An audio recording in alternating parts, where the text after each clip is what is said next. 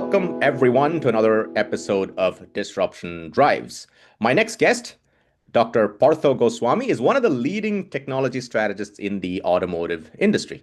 His background includes significant several decades of experience in R&D and technology deployments with a Rolodex that spans General Motors, Covesa, and the Society of Automotive Engineers, SAE. Dr. Goswami just this year was cited by Automotive IQ as one of the top 20 voices in the entire automotive industry. You can follow him in his own independent consulting practice at PG Mobility Analysis, where he opines on the massive disruptive trends that are going on in the industry. Dr. Goswami, thank you so much and welcome to the show.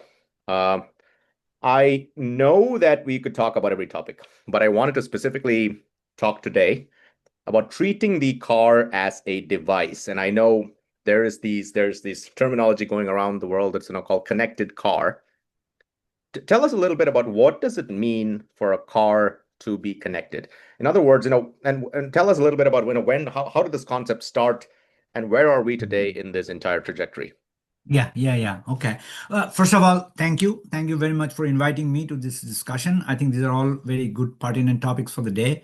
And so looking forward to this discussion. Talking about connected car, I'll just start with a particular point that I believe that term will hopefully disappear at some time in the near future. It's like, when we have our house, our own house, we don't call it an electrified house. We don't call it a plumbed house. We expect the plumbing and the electricity, to be there as part of the basic unit, right? So similarly, you can kind of expand the same notion about connected car, that connectivity at some point in time will become part of it.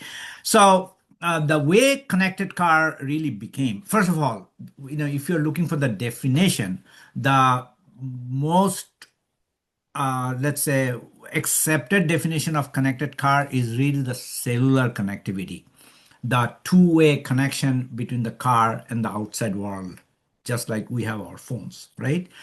It really started actually back in the mid 90s, and I would say my ex-employer, General Motors, was instrumental to a large extent to do that. So they launched this platform called OnStar, the so-called embedded telematics platform in the car that was primarily used to basically to help first responders attend the crashes and all these other disasters that might happen in the car, right? That was really the prime purpose. But over time, of course, once you have connectivity, people expanded on some of the applications. But what I would add is that, this, even though the two-way cellular connectivity or the so-called telematics is the primary definition when you talk about connectivity in the car or connected car, really you need to think a little bit broader, because the car, in my opinion, is one of the most what I call hyper connected devices, and you have to expand the notion of connectivity. It's not just the two-way connection between me and the world, it's also the connection between my devices, my phone talking to the car inside the car. It's also the matter of car talking to the infrastructure, which we'll talk about later. The so-called the V2X, which is a totally different protocol, which actually is not something futuristic, but basically the entire technology is definitely available today. We can talk about a lot of access, using your phone and using a lot of other wireless technology like ultra wideband, like Wi-Fi, of course, Bluetooth, etc. That are all basically doing a lot of stuff with the car in terms of connecting to various aspects of it. So you need to think about connectivity in that broader sense. And so, sort of summarizing, looks like it started off the concept of a connected car started off as basically a telecommunications system between a car to maybe a central dashboard or so on, like a telephone operator, effectively. Back office to the back office. Back office. Now you're able to have, since when an infrastructure has been built across various different types of connectivity, it looks like a car is starting to communicate with its entire environment. Tell us a bit about the sort of the data sets that are emerging as a result of this. What types of modalities are these cars even communicating with? I mean, several of these cars have cameras, they have sensors. Obviously, you have the telecommunications, telemetry that still exists. What have been these advances as of today? And so what's changing?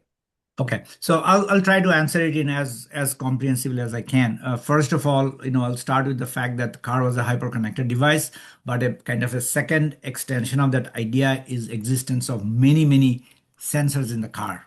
Literally hundreds of sensors. Whether it's the more well understood radars and cameras like you mentioned, but also many other devices, starting with the location of the car, the GPS. Okay, GPS came about and now it's everywhere in all cars, right? So when you talk about data, you have to realize that all these sensors and other devices in the car are constantly generating all kinds of data, right? And that particular data is not limited to just the sensors we talk about, but everything that operates the car. So example would be, okay, location is of course very basic, but then everything, all the driving dynamics that happens in the car, your traditional braking, acceleration, all the things that happens, they come from some inertial sensors. So basically your insurance company, if they want to track your driving habits, they can actually use those data, rightfully, wrongfully, or whatever that be. But they can, you can do that.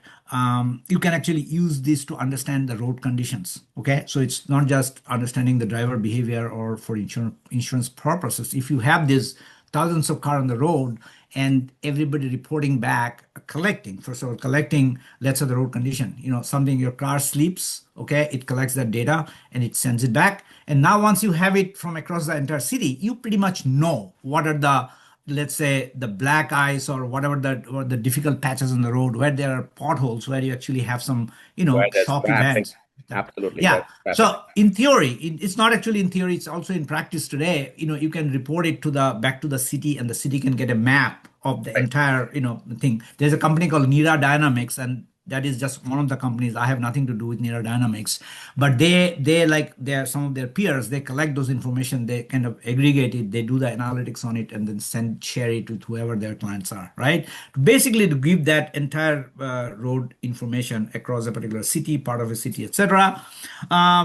And then, when you talk about, let's say, your refueling, as you are fueling the car, that sense, that becomes another set of data. Your entire ADAS, the cruise control, when you do it, when you stop it, how you start it, when are you actually deploying your lane centering, all these are also part of the data, and on and on and on. And we can talk about all those.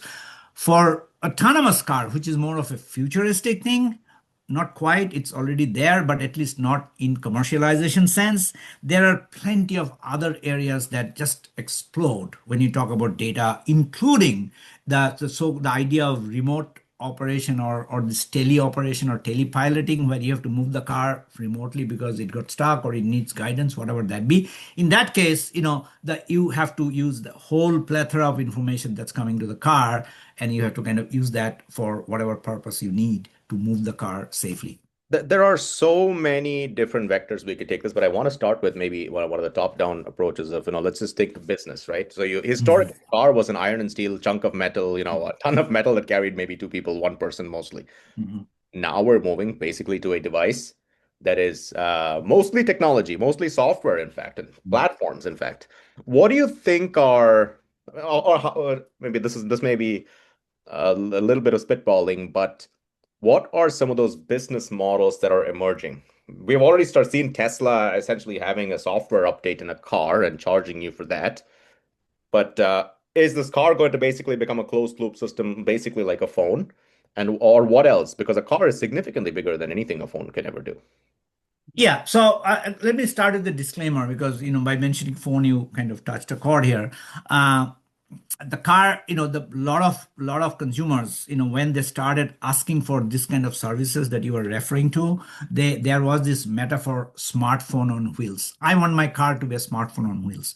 I want to kind of, for your audience, I want to kind of emphasize the fact that the car and smartphones are two very different animals. Okay, the purpose of the car, primary purpose of the car, is to transport people or cargo or whatever that be safely from point A to point B. Now, it does have to also transform itself from last century to the new century. In that sense, it has to mimic some of the idea behind the smartphone on the way smartphone evolved, because again, the primary purpose of a phone is to kind of make calls, or was the primary purpose.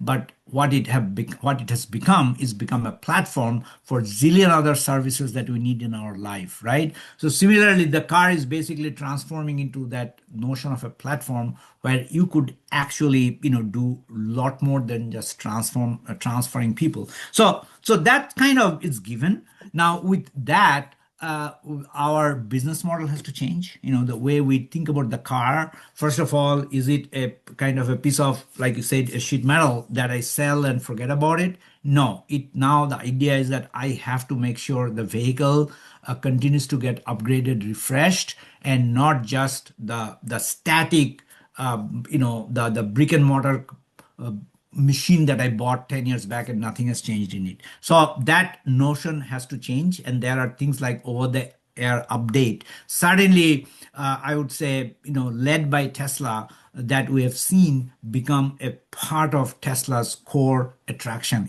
Like a lot of Tesla consumers in the early years, not anymore, but they would be excited that in the morning they get up and they see that something has changed in their car in the morning, right? But that idea is very important. But we talked about data. Data is behind, solidly behind any of those new business model that you have to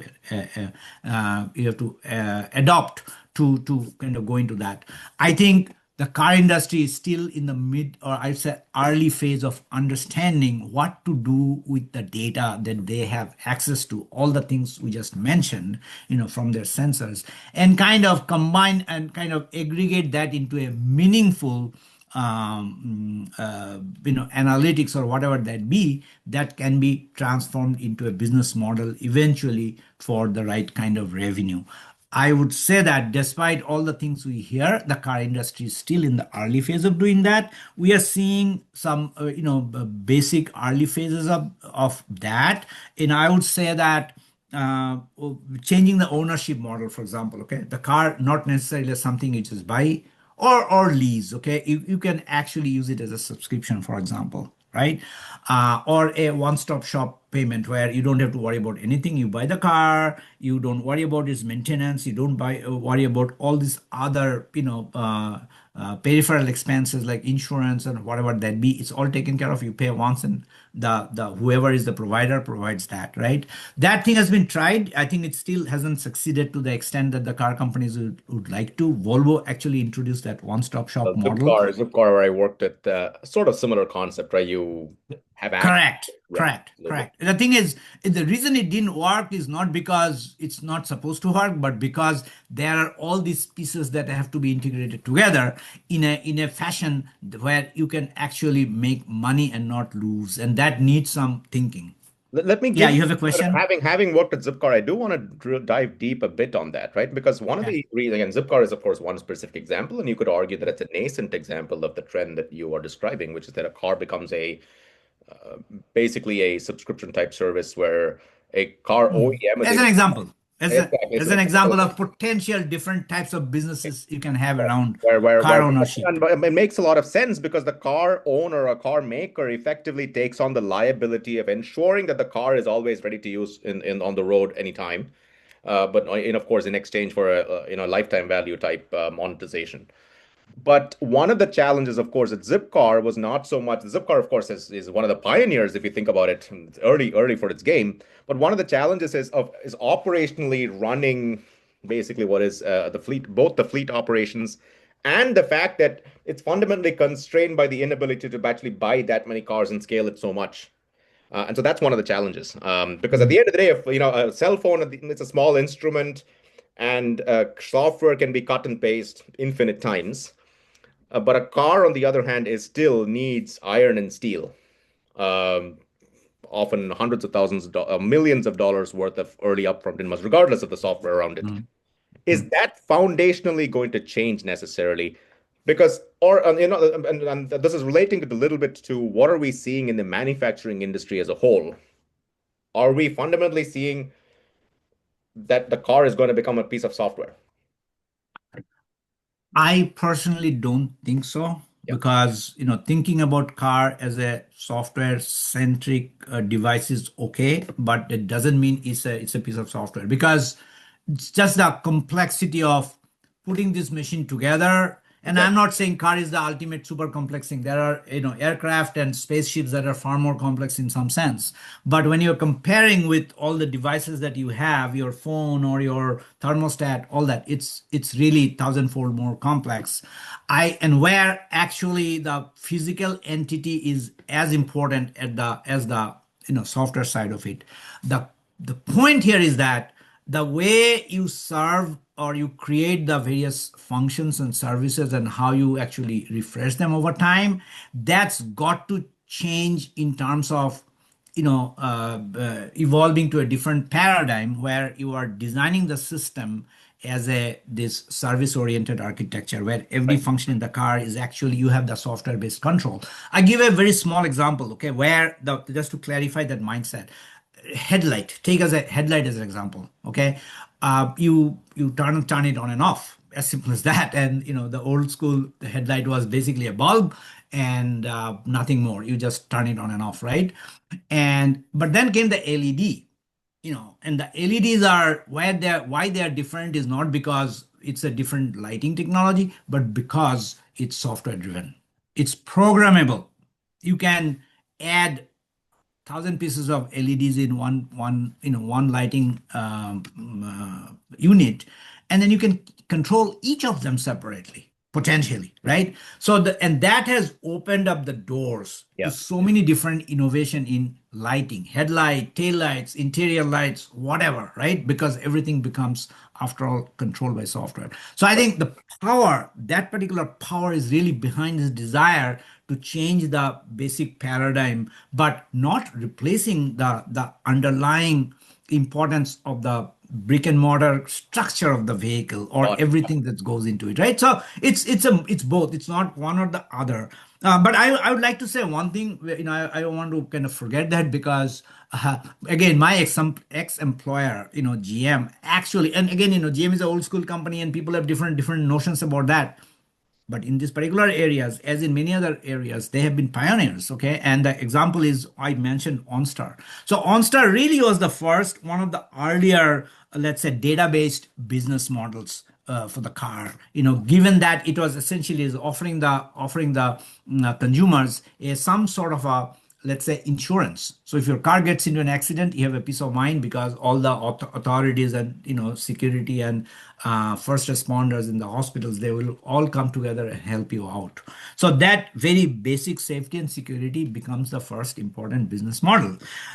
Everything else is basically still a work in progress. European companies have tried this idea of feature on demand, where instead of you actually buying an entire feature for lifetime, like what you call options, like you have the old school, I want leather seats and all that stuff. But now you can actually feature, you can piecemeal buy or even subscribe, or even just going on Right. a vacation. I just need the maps and I'll have that. So European OEMs have tried that. Again, I think still they have not found out that sweet spot where you can efficiently, smoothly, seamlessly, and profitably launch that. There's this famous story, and I don't want to pick on BMW by any sense, but the heated seat, they said, oh, I can now you convert it into a subscription. See, the car consumers have different types of expectation. It's you cannot just do that piecemeal, and there was a backlash. So you have to keep in mind, to features on demand. But I would say there are many other areas where new business model can actually become very, very powerful eventually.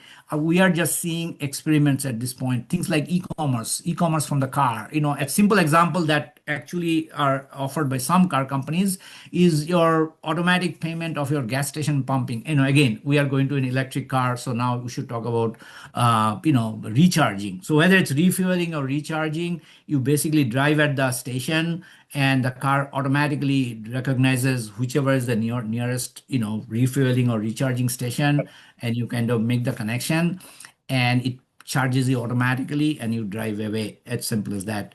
And so that's one example, and you will see there are many other similar examples people are trying out. Absolutely. But again, I would say that despite the expectation that this e-commerce and all this database new functionality will snowball and explode into huge monetization, really hasn't happened it because Right. it takes a lot to integrate everything seamlessly, which obviously smartphone industry has done it. So there is a pretty good, role model, so to speak. But then it has to be done in the context of a more complex device, which I think is will take some years. Even Tesla, I would say, they are not necessarily in that side. Whether they can or not, I obviously am not going to talk about that. But they offer only certain things where you can actually kind of pay later after the purchase, such as your FSD function. If you have the right hardware, yeah, you can say I'll pay and I'll get it after I buy the car. But other than that, it's really this piecemeal idea of constantly adding and buying and Right, creating right, new right. business model. I think it will take some time to kind of be there at a in a manner that's unique to the car experience, and it's different from the smartphone experience. That provides your sentiments provide a great backdrop. I think General Motors recently announced that, they're actually going to create their own versions of CarPlay, which for navigations and so on. And that's, of course, a Mhm. play to increase their scope of monetization. But let me talk broadly about, look, Mhm. we were talking about smart cars, connected cars. How do smart cars and connected cars help build a smart city Yeah, so I or think, smart roads? yeah. So I think the relationship between smart city and the smart car, that everything we are talking about, actually is very symbiotic, and or potentially symbiotic. Okay, it hasn't happened as much. I think largely because of the right kind of data flow that each can benefit from. Okay, that is the core idea. So let's say a city can benefit hugely if it has a real time idea of the entire traffic flow happening across the city.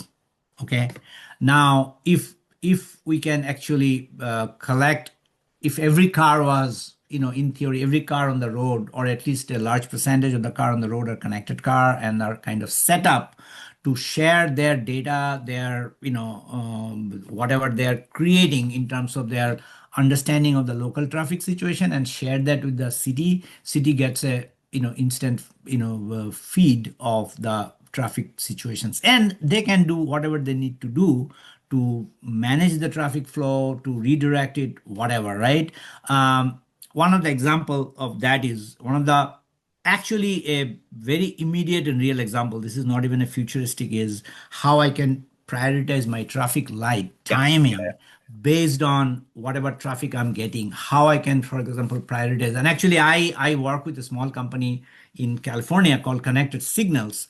That's their core competence. They have a software which actually can do that based on whichever cars are connected, and they can give priority to school buses during the school hours. They give priority to, let's say, fire trucks, police cars, whatever it be, or even a group of specific cars or a fleet or whatever. And the data shows that eases off the traffic flow significantly, right? Yeah. I gave the example of road condition, that city actually can plan for its future repairs quickly after an event. A snow season has gone by, and then city has exact idea where things need to be done.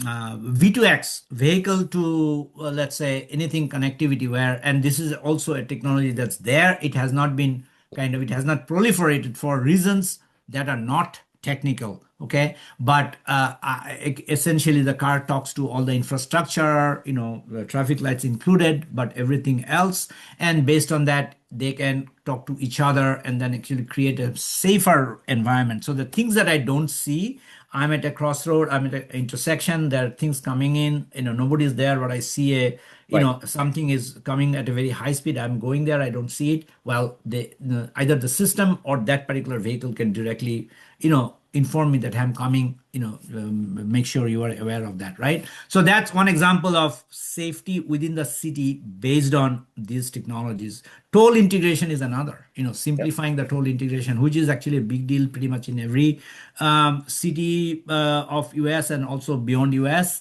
And you know what? In US, there are things you do, but it's all zonal. You have Easy Pay, and you have iPay, and you have some other pay. You have, in Florida, you have something else. California, you have something else, right? right? Integrating that and making sure all these cars can talk to them, and you have a system that automatically takes care of Right. everything that needs to happen. So those are some of the examples of smart car and smart city symbiosis. One of the implications, of course, and fair enough, we're talking about things that are the trends that are very much underway as we speak. But one of the implications of everything you're talking about, there is the sheer proliferation of data. Now, there's all sorts of data, all sorts of modalities, hundreds of sensors in a car, location, Mm, fuel levels, telemetry, all the sensors, everything that the car basically sees or interacts with. There's these mass amounts of data, each of which, of course, has to be at some level stored in a hard device mm, and then analyzed in some sort of computer. And then, of course, mm. that's only then it is really usable because, at the end of the data on its own is fairly useless.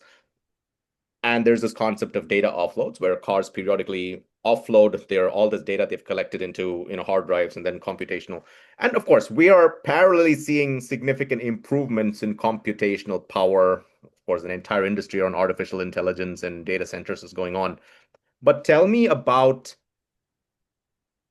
look, a car is going to be one of the most computationally intense collectors of data, of mass quantitative data.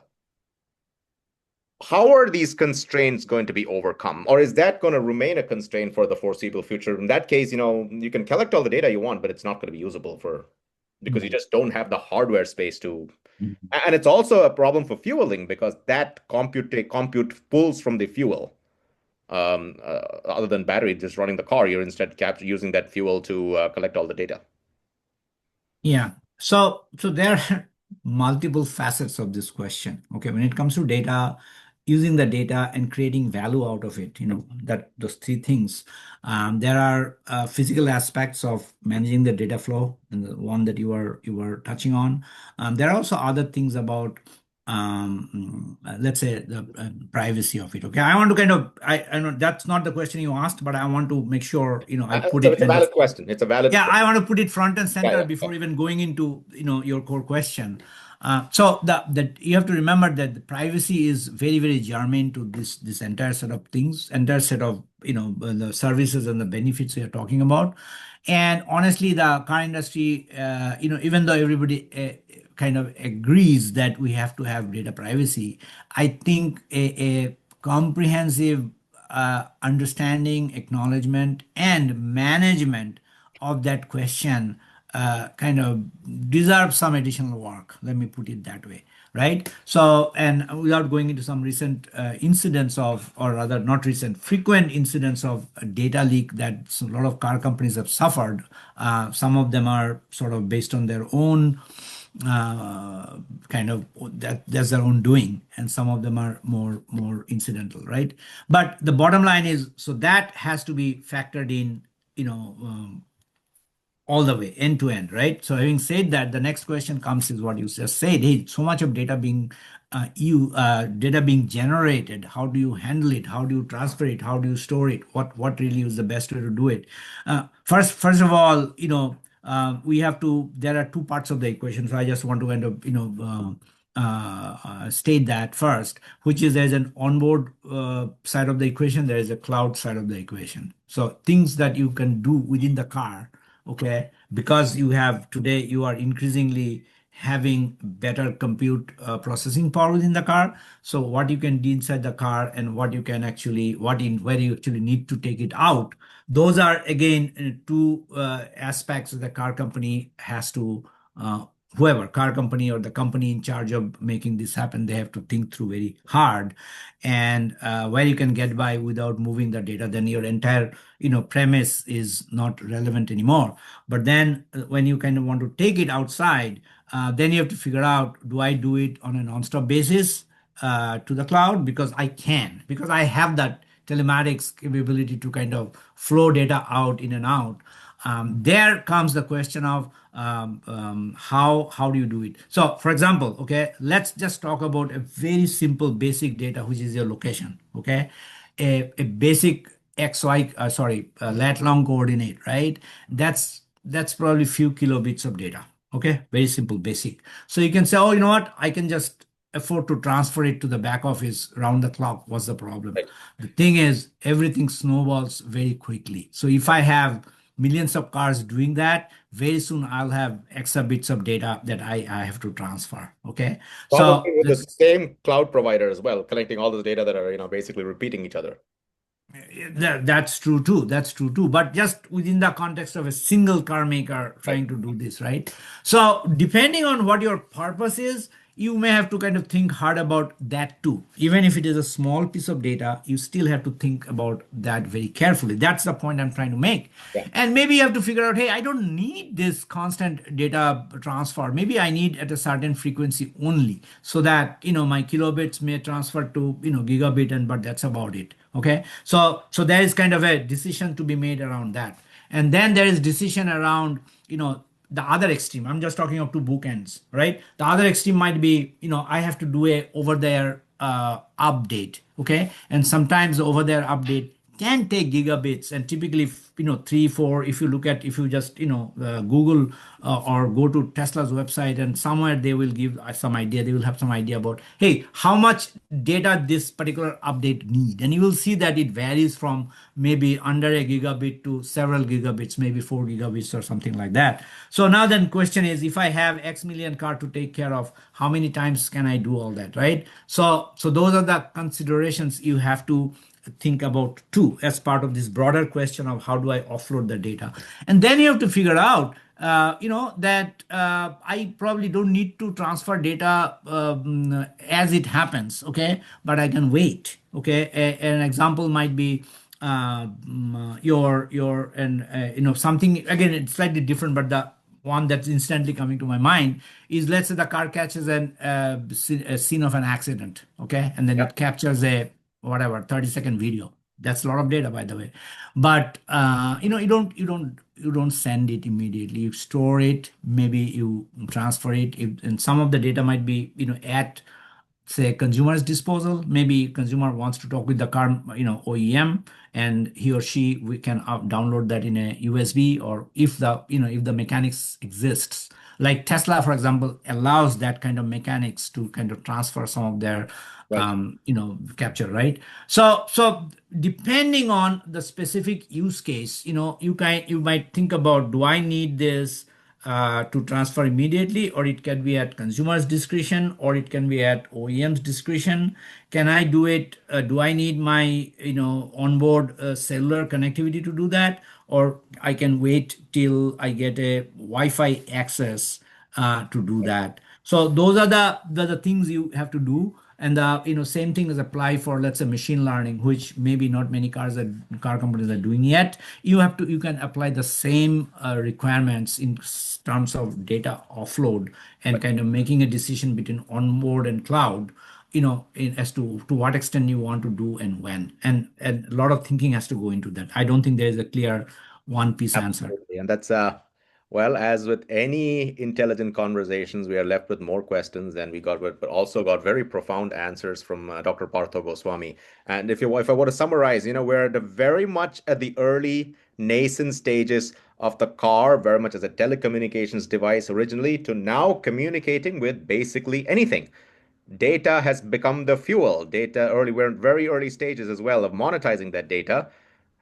And just as with his last answer, it looks like there are going to be significant considerations for collecting, processing that data. We don't have to collect all the data. Collect only the data you need, because there's so many downstream and superstream implications of even data quality, quantity, and computational power. And with the improvements in smart cars and connected cars, smart cities symbiotically are also going to improve. We're going to start seeing, hopefully, improvements in our traffic, in our lives as well. And hopefully that's a succinct summary of everything we talked about, Dr. Parth. I know we're in very early stages of this game, and it's exciting that you're getting to see and you're leading some of the changes in this. So again, Dr. Partha Goswami, thank you very much for coming on the show, and I hope everyone enjoys and learns so much from this absolutely insightful conversation. I'll just add one thing. You mentioned data is the new fuel, and I like to think of data as the new sand. Why is Wow. that? Yeah. because you can collect petabytes of data, but ultimately what you get out of it is important. So sand in itself is valueless, but when you get the silicon out of it and create the wafers and then create the chipsets, create the processors, that's where the magic starts to happen. So that's how I think about data And and its value in the future transportation experience or mobility experience. that's an even better analogy because sand technically is around us everywhere, and we don't even think about it. But then when Yes. it actually is one of the most valuable, when it's processed, it becomes one of the most valuable things in this entire ecosystem. So data is the new sand. And with that, that's all we have time for today. So thank you again, Dr. Partha Goswami. You're very welcome. And again, thanks for inviting me. Really enjoyed the conversation.